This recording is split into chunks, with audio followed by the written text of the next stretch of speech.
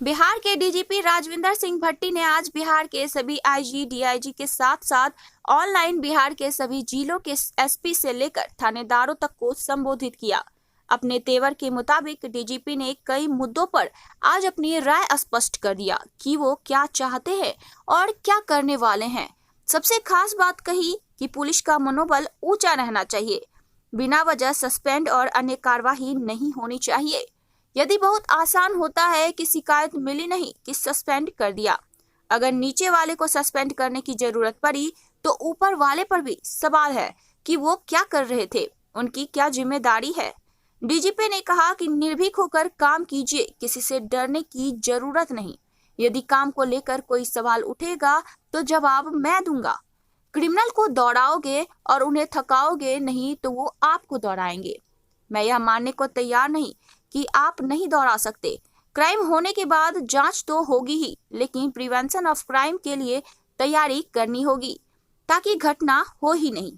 FIR को लेकर कहा कि बिहार में यह आम बात है कि पहले एफआईआर में किसी का नाम भी डाल दिया जाता है और फिर ऊपर के अधिकारी आईओ और एसपी भी उसे ही बैठकर सही ठहरा देते हैं। सभी अधिकारी सुपरविजन के पहले घटना स्थल पर जाएं और फिर अपनी रिपोर्ट दे। सही अनुसंधान बहुत जरूरी है और उसके बाद आपको लगता है कि अमुक का नाम बेवजह दिया गया है और उसे फंसाया जा रहा है तो उसका नाम बिल्कुल हटाइए।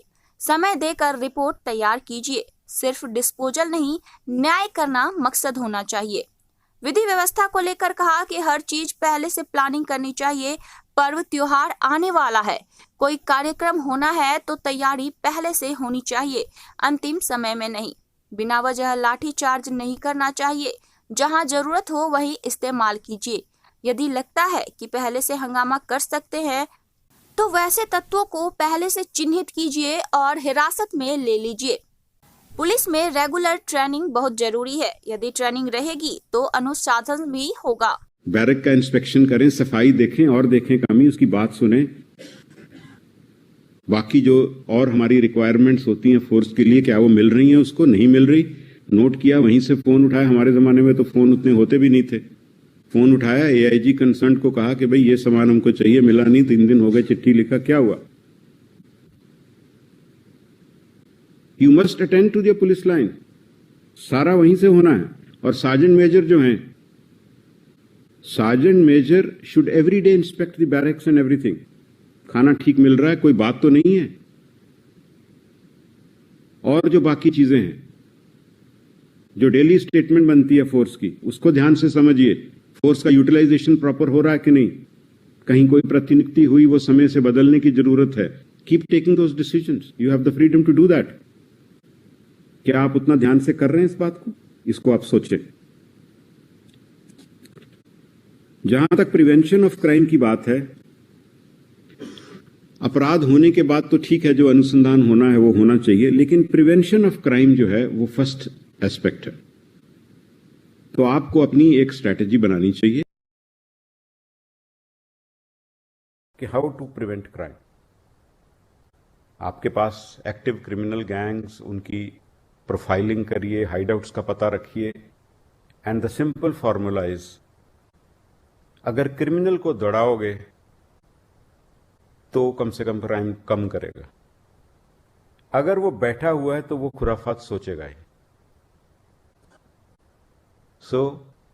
अगर आप नहीं दौड़ाएंगे तो वो आपको दौड़ाएगा। चुन लो दोनों में से क्या करना है। What I want to see is के क्रिमिनल को आप दौड़ा रहे हो कि नहीं। जब मैं आऊंगा आपके जिलों में, मैं प्रोग्राम बना रहा हूं और मैं उन्हीं थानों में जाऊंगा जहां पे क्राइम ज्यादा हो रहा है। पुलिस सभा भी करेंगे, पुलिस लाइन भी जाएंगे, थानाध्यक्षों से भी बात करेंगे, आपकी कठिनाइयां भी समझेंगे। आज का सेशन केवल मुझे अपनी बात रखने के लिए आपके सामने कि मैं इन चीजों पे आपसे उस समय भी यही सवाल पूछूंगा, कोई नए सवाल नहीं पूछे जाएंगे। तो क्रिमिनल को दौड़ाओ तो क्राइम कम होगा।